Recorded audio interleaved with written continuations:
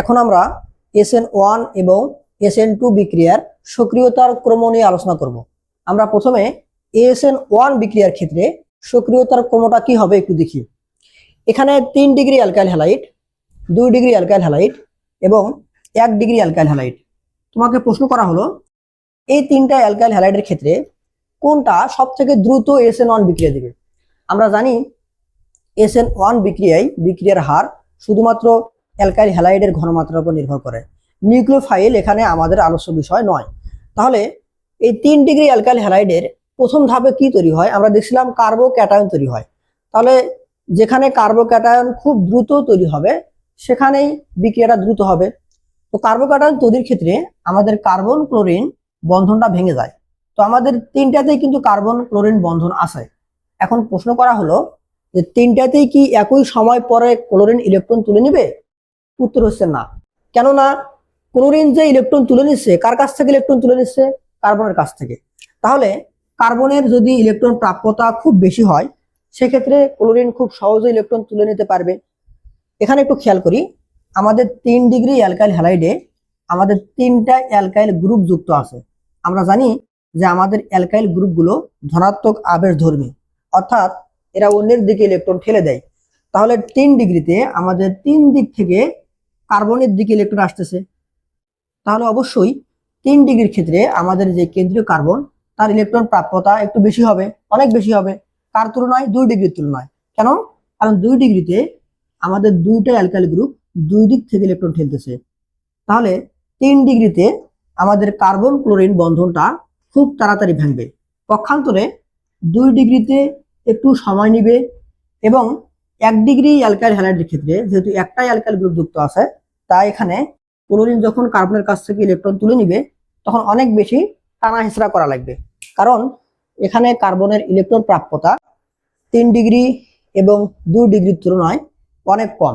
তাই SN1 বিক্রিয়ার ক্ষেত্রে 3 ডিগ্রি অ্যালকাইল হ্যালাইডে ক্লোরিন খুব দ্রুত কার্বনের ইলেকট্রন তুলে নিয়ে কার্বোক্যাটায়ন তৈরি করবে। সেজন্যই এই 3 ডিগ্রি অ্যালকাইল হ্যালাইড খুব দ্রুত বিক্রিয়া করবে। তার থেকে একটু পরে 2 ডিগ্রি এবং 1 ডিগ্রি অনেক পরে বিক্রিয়া করবে। তাই SN1 বিক্রিয়ার ক্ষেত্রে আমাদের সক্রিয়তার ক্রম হলো 3 degree alkyl halide greater than 2 degree greater than 1 degree. এটা হলো সক্রিয়তার ক্রম। এখন যদি প্রশ্ন করা হয় স্থিতিশীলতার ক্রম কি হবে? আমরা জানি যে যত বেশি সক্রিয় সে খুব কম স্থিতিশীল। তাই এখানে স্থিতিশীলতার যদি আমি ক্রম চিন্তা করি, সব থেকে বেশি স্থিতিশীল হবে 1 ডিগ্রি, তারপর 2 ডিগ্রি, তারপর 3 ডিগ্রি। এটা হচ্ছে স্থিতিশীলতার ক্রম। স্থিতিশীলতা।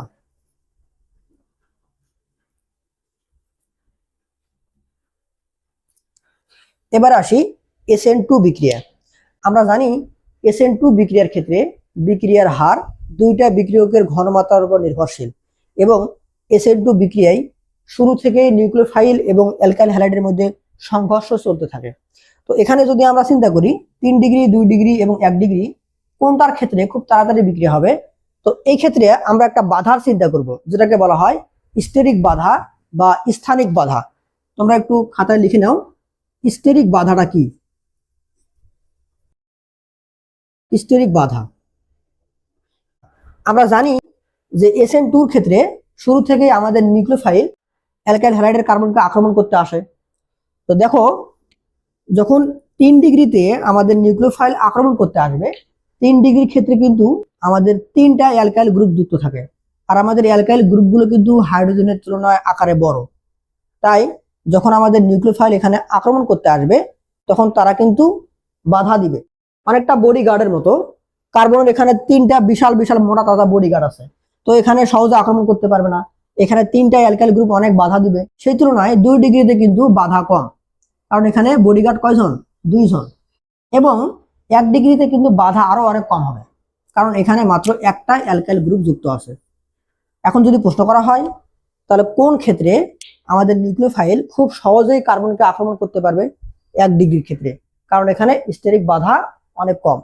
তারপরে 2 ডিগ্রি এবং সবার পরে 3 ডিগ্রি। তো যেই ক্ষেত্রে আমাদের নিউক্লিওফাইল খুব সহজেই কার্বনকে অ্যাটাক করতে পারবে সেই বিক্রিয়াটা দ্রুত হবে। তাই আমরা যদি SN2 বিক্রিয়ার সক্রিয়তার ক্রম চিন্তা করি, তাহলে সব থেকে দ্রুত বিক্রিয়া হবে 1 ডিগ্রিতে, তারপরে 2 ডিগ্রি, তারপরে 3 ডিগ্রি, কারণ 3 ডিগ্রিতে অনেক পরে বিক্রিয়া হবে, এখানে বাধা অনেক বেশি হবে। এটা হলো SN2 বিক্রিয়ার সক্রিয়তার ক্রম। সক্রিয়তা। তাহলে স্থিতিশীলতার ক্রম কি হবে? উল্টে যাবে, কারণ আমরা জানি যেটা কম সক্রিয় সেটা সব থেকে বেশি স্থিতিশীল।